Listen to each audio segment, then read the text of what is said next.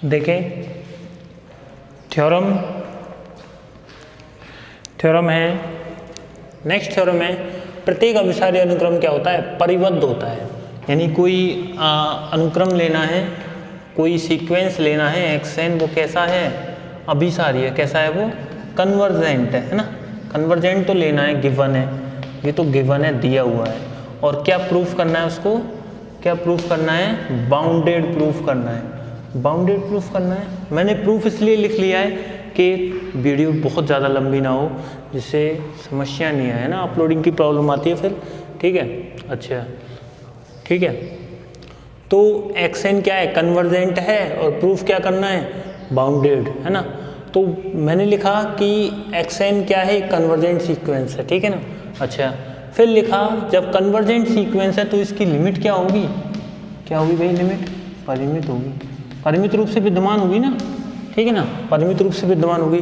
तो limit of xn बराबर l है ना। अच्छा, प्रत्येक एप्सिलॉन इज ग्रेटर देन 0 के लिए है ना।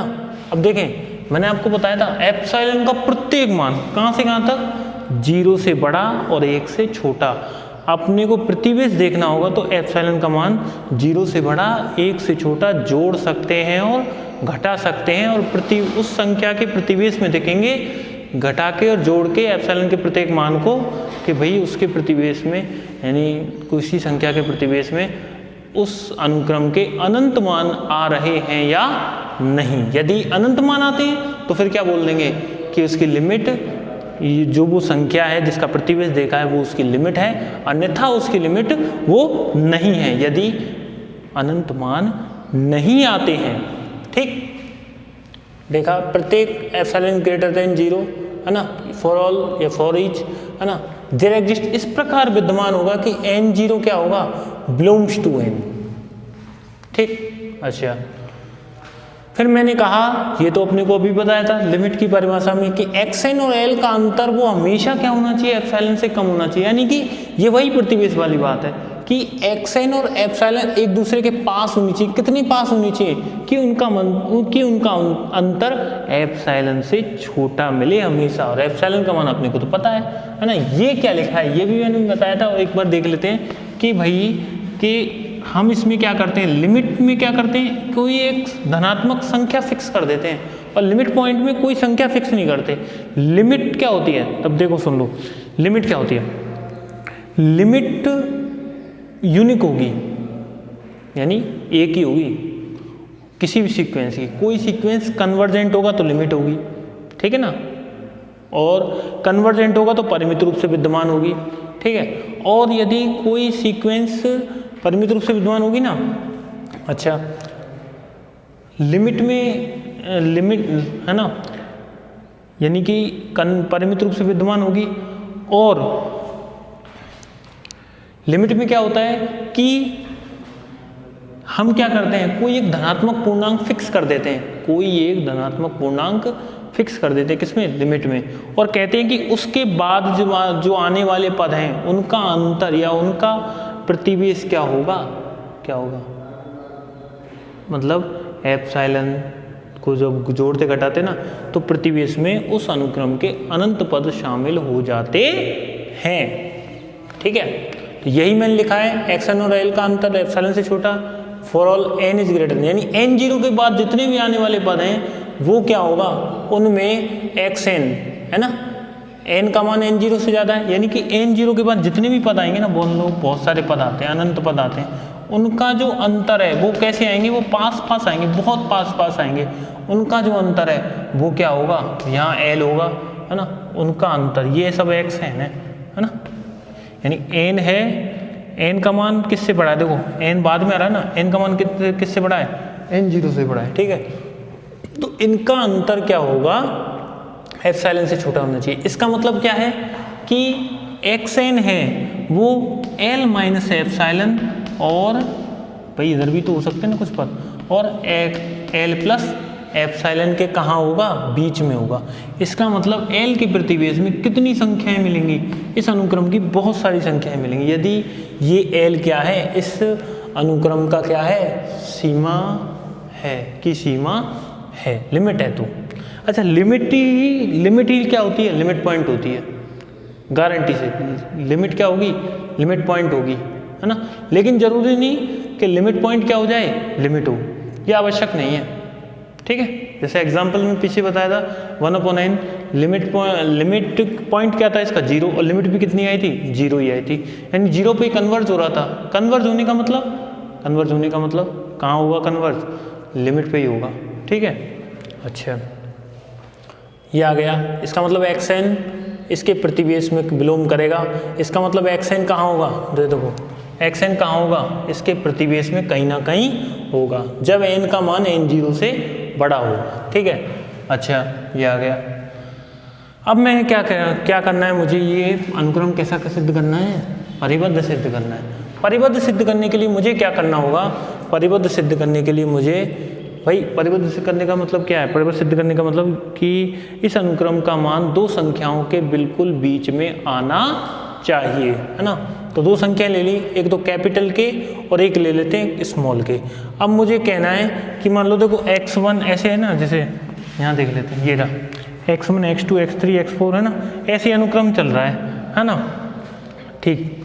अच्छा, ऐसे चल रहा है। अब मैं लेता हूँ, मैं कहता हूँ कि L मान लो, मैंने यहाँ मान लिया, यहाँ मान लो L है ना, L, और L में से एप्सिलॉन घटाया तो यहाँ आ जाएगा, कम ही होगा, और L में एप्सिलॉन जोड़ा तो यहाँ आ जाएगा, ठीक। अच्छा, मैंने कहा है कि कैपिटल के मैं अपर बाउंड मुझे सिद्ध करना है, कैपिटल के को मतलब बड़ा है तो बड़ा अपर बाउंड सिद्ध करना है, मतलब यही तो होगा, अपर बाउंड से छोटे अनुक्रम के सारे मान होने चाहिए, लोअर बाउंड से बड़े, यही तो सिद्ध करना है परिबद्ध में, है ना। तो मैंने कहा मैं इसको अपर बाउंड सिद्ध करूंगा और इसको लोअर बाउंड सिद्ध करूंगा, और फिर दोनों से क्या कर देंगे अपन, दोनों से कह देंगे कि भैया ये तो अनुक्रम के मान है ना, वो क्या है, स्मॉल के और कैपिटल के बीच में विद्यमान होंगे। देखो कैसे, मैंने कहा कि x1 x2 x3 x4 x5 है ना, ऐसे चलते चलते xn0 है ना, इन सब का जो मतलब इन सब में से जो भी बड़ा है, x1 x2 x3 x4 x5 xn0 में से जो भी सबसे बड़ा है ना, वो क्या होगा, वो k का क्या होगा मान। दोबारा समझे, x1 x2 x3 x4 x5 xn0 में से जो सबसे बड़ा है, और सबसे बड़ा कौन सा पहले बताओ, कौन सा होना चाहिए, ये है ना, या फिर ये L प्लस एप्सिलॉन में से जो सबसे बड़ा है वो क्या होगा, मैक्सिमम। बड़ा का मतलब मैक्सिमम, वो क्या होगा, कैपिटल के बराबर, निक भी दिया है कैपिटल के, वो कैपिटल के होगा। और स्मॉल के क्या होगा, स्मॉल के लिख देते हैं भाई सर, स्मॉल के क्या होगा। अब देखो L प्लस एप्सिलॉन जुड़ा है, इसका मतलब क्या होगा, बड़ा हो जाएगा, और घटा है वो मिनिमम में ले लिया है ना, ठीक। L minus epsilon x1 x2 xn0 में से जो सबसे छोटा है वो क्या होगा, वो होगा मिनिमम, उसका मिनिमम क्या होगा, स्मॉल के। अब देखो ये अनुक्रम है ना, पूरा अनुक्रम में से सबसे बड़ा मान ये, और इस पूरे अनुक्रम में से सबसे छोटा मान ये, इसका मतलब यानी कि जो भी इससे सबसे बड़ा और सबसे छोटा, इसमें सबसे बड़ा और इसमें सबसे छोटा मान होगा, पूरे अनुक्रम का जो मान है वो उन दोनों संख्याओं के बीच में होगा। वो कौन सी, स्मॉल के और कैपिटल के। तो इसका मतलब एक और दो से क्या बोल दिया कि जो xn का मान है वो स्मॉल के और कैपिटल के क्या होगा, बीच में होगा। इसका मतलब वो बाउंडेड होगा, ठीक है। इसके बाद अगली थ्योरम नेक्स्ट, है ना, नेक्स्ट थ्योरम करते हैं अपन। नेक्स्ट थ्योरम के लिए देखें कि ये कह रहा है कि प्रत्येक अभिसारी अनुक्रम, ये कह रहा है नेक्स्ट थ्योरम, अगली थ्योरम है कि ये थ्योरम कह रही है, पहले स्टेटमेंट पढ़ लेते हैं कि स्टेटमेंट क्या है, इसका कथन क्या है कि प्रत्येक अभिसारी अनुक्रम की सीमा क्या होती है, अद्वितीय होती है। प्रत्येक अभिसारी अनुक्रम की सीमा अद्वितीय होती है। अद्वितीय मतलब यूनिक मतलब एक ही होती है, मतलब किसी अनुक्रम की सीमा एक ही होगी, अद्वितीय होगी, यूनिक होगी, है ना। मतलब दो सीमाएं नहीं होंगी, एक ही होगी। जैसे पिछले उसमें बताए थे लिमिट, या तो एग्जिस्ट ही नहीं होगी तो एक ही होगी, यही सिद्ध करना है। जब हमें एक सिद्ध करना है यूनिक होगी तो हम क्या करेंगे, हम दो मान के चलेंगे। माना xn की अनुक्रम xn की एक अभिसारी, कैसा अनुक्रम है, अभिसारी, अनुक्रम xn कैसा है, अभिसारी अनुक्रम है, और माना इसकी जो लिमिट है वो क्या है, एक नहीं है, कितनी है, 2, यानी कि जो अनुक्रम है वो 2, अनुक्रम क्या है, वो 2 लिमिट्स पे क्या होता है, कन्वर्ज करता है ना। तो मैंने लिया 2 लिमिट्स हैं L1 L2। अच्छा, और मैंने मान लिया कि L1 में से L2 को माइनस करें। अब देखो मैं जैसे कोई भी संख्या ले लूँ, 2 संख्या ले ली, 2 और 3, और ना, और ये मान लो 2 और 3 है, या कोई भी ले लो है ना, इसको मान लें 2 और 3 क्या है, इसकी लिमिट है, एक L1 है और मान लो एक L2 है, और L1 में से यार 2 में से 3 घटाऊँ या 3 में से 2 घटाऊँ, उसमें मोड लगा दें, इसका मतलब क्या होगा, वो कैसा होगा, हमेशा पॉजिटिव होगा। तो मैंने मान लिया कि L1 में से L2 घटाएं, L2 में से L1 घटाएं, तो उसका मान पॉजिटिव ही आना है। उसका मान कितना आ रहा है, डेल्टा आ रहा है, ग्रेटर देन 0, है ना। ठीक, इसको इक्वेशन नंबर 1 डाल दिया। अब देखो करना क्या है कि अद्वितीय सिद्ध करना है, एक ही होती है, एक होने का मतलब क्या होगा, एक होने का मतलब तो ये हुआ बच्चों कि वो हमें ये दोनों सीमाएं हम 2 मान के चले, ये एक ही है, इसका मतलब इन दोनों के मान क्या ले आए, बराबर ले आए। ठीक, अच्छा, तो हम पहले करते हैं कि देखो क्या दिया हुआ है, L1 भी इसकी लिमिट है और ये भी इसकी लिमिट है L2, तो limit of n tends to infinite xn बराबर L1 और limit of n tends to infinite x2 बराबर L2, ये हो गई। ठीक है, अच्छा, फिर लिखा एप्सिलॉन का मान क्या, कितना मान लिया, डेल्टा बाई 2। अच्छा, एक चीज़ देखो, डेल्टा का मान 0 और 1 के बीच में है, तो एप्सिलॉन भी का मान भी 0 और 1 के बीच में है ना। एप्सिलॉन और डेल्टा अलग अलग मान है, हम एप्सिलॉन का मान इच्छानुसार ले सकते हैं, किसमें, सीमा में।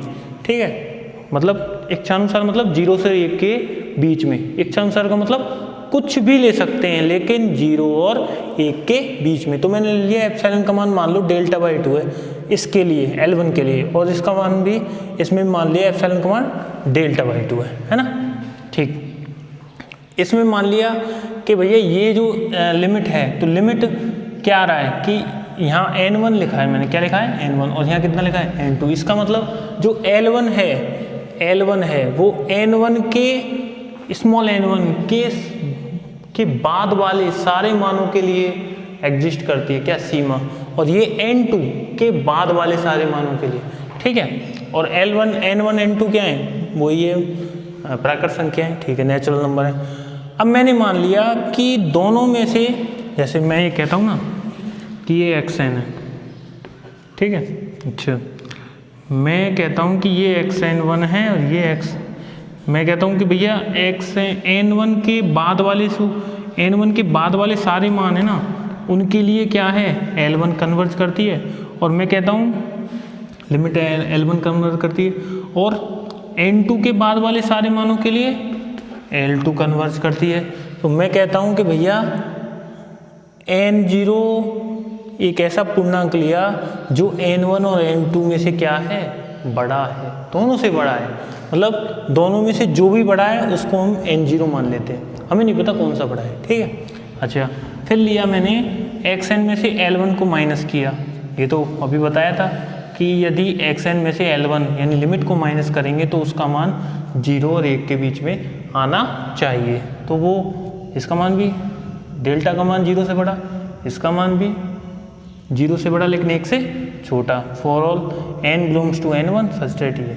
अच्छा, ये जैसे ये वैसे ये x, इसी प्रकार xn को L2 में से माइनस कर दिया, वही डेल्टा बाई 2 है ना, यहाँ डेल्टा बाई 2 लिया था ना अपने एप्सिलॉन, इसलिए, और यहाँ n for all N2 belongs to capital, वो sorry n greater than N1 greater than n, क्या हो गया, ये होगा है ना, ये हो जाएगा। ठीक है, n is greater than N1 और n is greater than N2। ठीक है, अच्छा, फिर लिखा मैंने L1 और L2 का अंतर निकाला, है ना।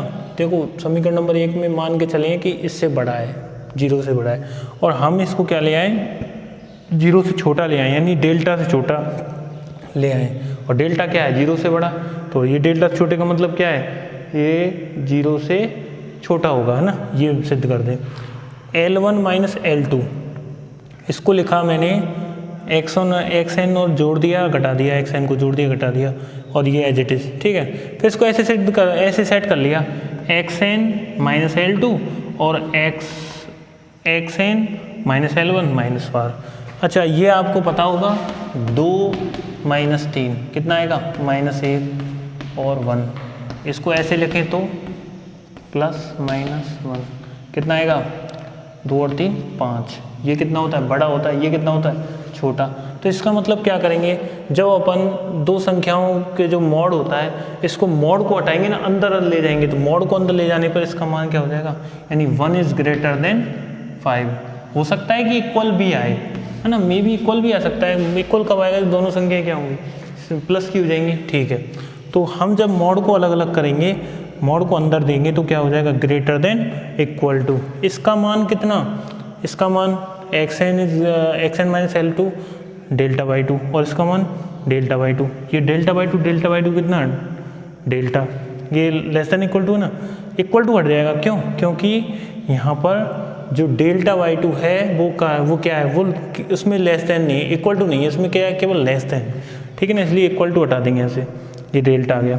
इसका मतलब L1 minus L2 less than delta, ठीक है। For all n is greater than n0, common इसके लिए, है ना। इसका मतलब 1 और 2 से देखें, एक समीकरण 1 और समीकरण 2 से देखें तो ये तो कह रहा है, समीकरण 1 कह रहा है डेल्टा से बड़ा मान L1 माइनस L2 का, और ये कह रहा है L1 माइनस L2 का मान डेल्टा से छोटा। ये क्या होगा, 1 और 2 से विरोधाभास है। इसका मतलब L1 L2 अलग नहीं है, ये कह रहा है बड़ा, ये कह रहा है छोटा। इसका मतलब L1 L2 ना तो बड़ा है ना छोटा है, L1 L2 क्या है, आपस में बराबर है, ठीक है दोस्तों। ये थ्योरम प्रूफ हुई। इसका मतलब लिमिट L1 L2 बराबर है, इसका मतलब सीमा अद्वितीय नहीं